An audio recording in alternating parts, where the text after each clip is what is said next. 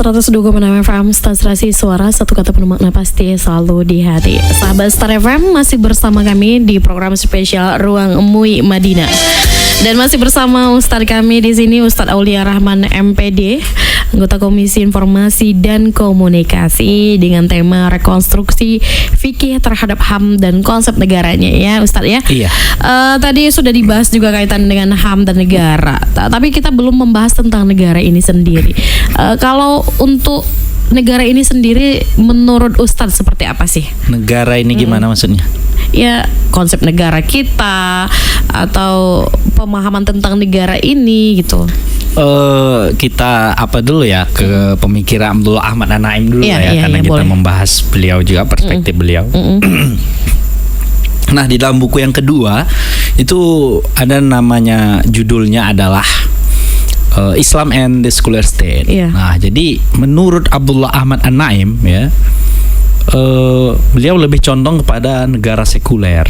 Nah, sekuler itu adalah memisahkan antara agama dengan negara.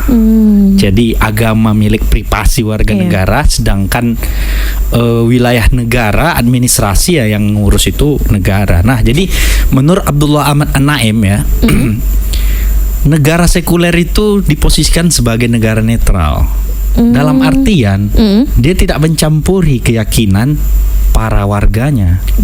Apa namanya, keyakinan agama kita sendiri itu tidak urusan berekspresi, bener suka hati ya. Iya. Kalau Anda seorang Syiah misalnya, Anda boleh mengekspresikan keimanan gitu, saudara. Gitu ya. Nah, kalau Anda seorang Ahmadiyah, seorang Ahlus Sunnah wal Jamaah misalnya, nah itu boleh mengekspresikan keyakinannya karena tidak akan dicampuri oleh negara.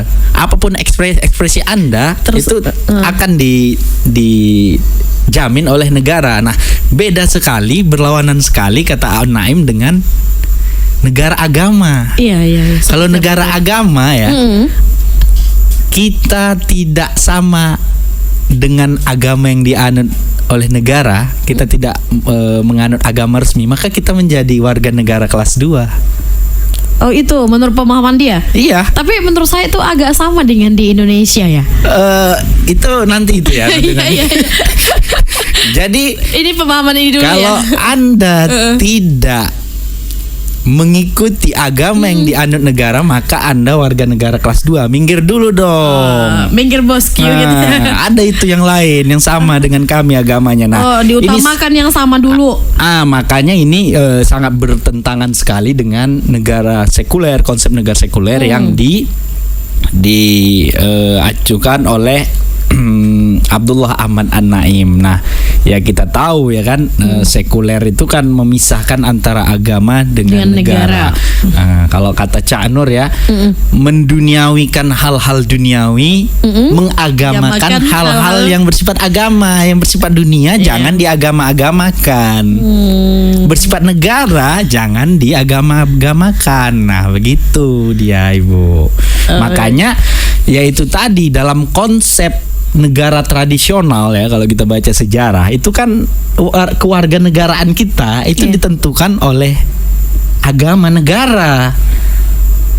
Nah, makanya ketika dia keluar dari yang kita bahas tadi ya, keluar dari agama Islam pada zaman Abu Bakar As-Siddiq radhiyallahu anhu, maka dia termasuk bisa dibunuh ya, dibolehkan. Dia termasuk separatisme kayak di Papua OPM karena dia melawan negara.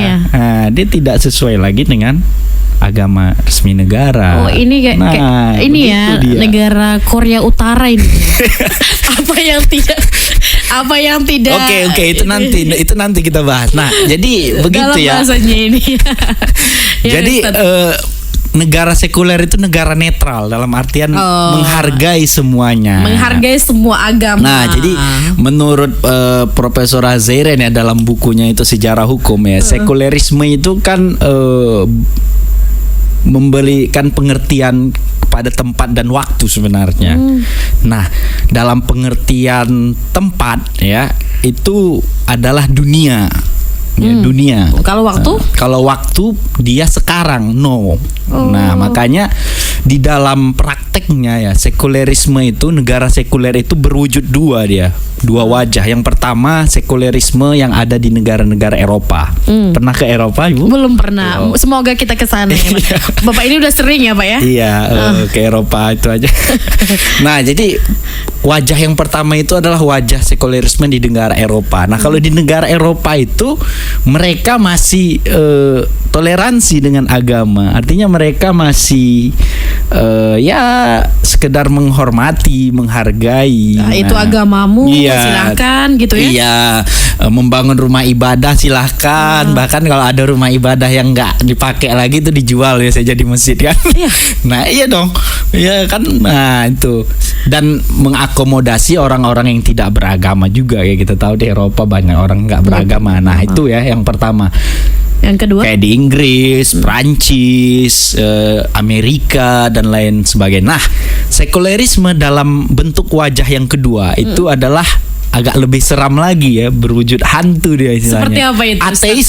Ateisme. Nah, itu dipraktekkan di negara-negara komunis. Nah, itu yang Bu bilang tadi di Korea Utara, di bekas negara Uni Soviet. Nah, mereka memang menolak sama sekali agama itu. Tidak boleh ada pecahan-pecahan Uni Soviet itu. Itulah di Korea Utara ada nggak kita lihat masjid ya? Nah, kan ya, karena itu memang sangat sekali dikekang sekali. Nah, itulah konsep negara sekuler menurut Abdullah An-Naim dalam artian negara netral yang menghargai ekspresi dan keyakinan warga negaranya. Baik. Itu yang menurut pemahaman siapa tadi? Abdullah Ahmad An-Naim. Abdullah Ahmad An-Naim ya. Iya. Kalau untuk konsep negara kita sendiri ini masih berkesesuaian ya Ustadz ya. Belum perlu lagi direkonstruksi menurut Ustadz ini. Iya. Ya enggak lah, karena itu kan memang konsensus kita ya, para founding father negara kita, PBNU ya, Pancasila, Bhinneka Tunggal Ika, NKRI, Undang-Undang Dasar 1945. Cuman konsep negara kita ini kan bukan negara agama, bukan juga negara sekuler. Kita negara yang menghormati agama. Namun dalam praktiknya kita tahu banyak diskriminasi terhadap kaum-kaum yang minoriti ya. Di dalam data aja setiap tahun itu ada bakal penolakan terhadap tiga ya. Menurut saya bukan negaranya mungkin Ustadz, ini beberapa oknum masyarakatnya. Iya, oknum kebijakan gitu, oknum kebijakan, yang tidak paham mungkin, kemudian Ustadz, politik. Nah, itu mempengaruhi kan kebijakan-kebijakannya. Di dalam sensus Kementerian Agama sendiri juga setiap tahun itu pasti ada penolakan rumah ibadah minimal 3. Nah, itu kan sangat bertentangan dengan global citizenship sebenarnya, kewarganegaraan global. Nah, itu. Ya, padahal itu agamanya diakui di negara. Iya, agamanya diakui di negara.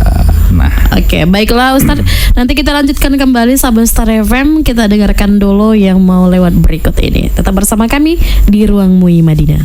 Pemerintah Kabupaten Mandailing Natal menyediakan kantor khusus melayani perizinan untuk Anda yang berusaha agar mengurus dokumen izin keabsahan usahanya pada Dinas Penanaman Modal dan Pelayanan Terpadu Satu Pintu Kabupaten Mandailing Natal. Ayo, urus dokumen izin usaha Anda untuk mendapatkan kepastian hukum dan kenyamanan dalam berusaha. Dokumen lengkap, 1 hari selesai. Kami siap melayani Anda.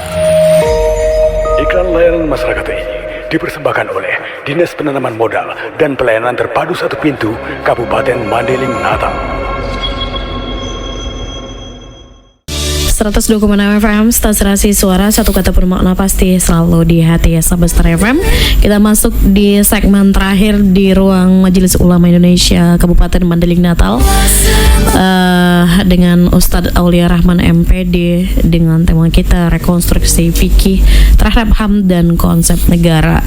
Tadi yang kita tanyakan juga sekaligus mewakili sahabat Star FM yang sudah bertanya melalui WA kita ya. Mungkin ini di segmen terakhir Ustadz boleh disampaikan kesimpulan dari tema kita hari ini dan untuk pesan-pesan buat sahabat Star FM semuanya. Baik, terima kasih. Jadi pembahasan kita hari ini memiliki kesimpulan bahwa di dalam praktek pengamalan fikih tentunya juga ada yang tidak sesuai ya dengan hak asasi manusia. Iya. Nah, jadi menurut Abdullah Ahmad An-Naim itu perlu dikaji ulang, ditafsiri ulang sehingga dapat sejalan dengan konsep hak asasi manusia ya yang ada di dunia modern, khususnya di dunia barat. Nah, bagaimana kita ingin menampilkan wajah Islam yang moderat, kemudian menghargai ya kemanusiaan, itu kalau praktik-praktik fikih yang seperti itu masih diterapkan. Nah, jadi itu yang kita harapkan sebenarnya di dalam pembahasan Abdullah Ahmad An-Naim dalam rekonstruksi fikih terhadap hak asasi manusia dan konsep negara pada pagi hari ini. Itu saja Ustadz. Iya. Ya, terima kasih Ustadz sudah hadir bersama kami di program spesial Ruang MUI Madinah. Mudah-mudahan sehat selalu. Amin. Dan bisa berkesempatan kembali hadir di sini dengan acara yang berbeda tentunya. Siap. Terima kasih Ustadz dan sahabat Star FM. Demikian acara spesial kita Ruang MUI Madinah untuk edisi 9 Mei 2023. Tetap dengarkan di program spesial ini setiap hari Selasa dengan tema yang berbeda dan juga narasumber yang berbeda. Terima kasih dan acara selanjutnya bersama rekan yang lain menemani kamu semuanya. Saya Ica Hasibuan. Wassalamualaikum warahmatullahi wabarakatuh. Horas.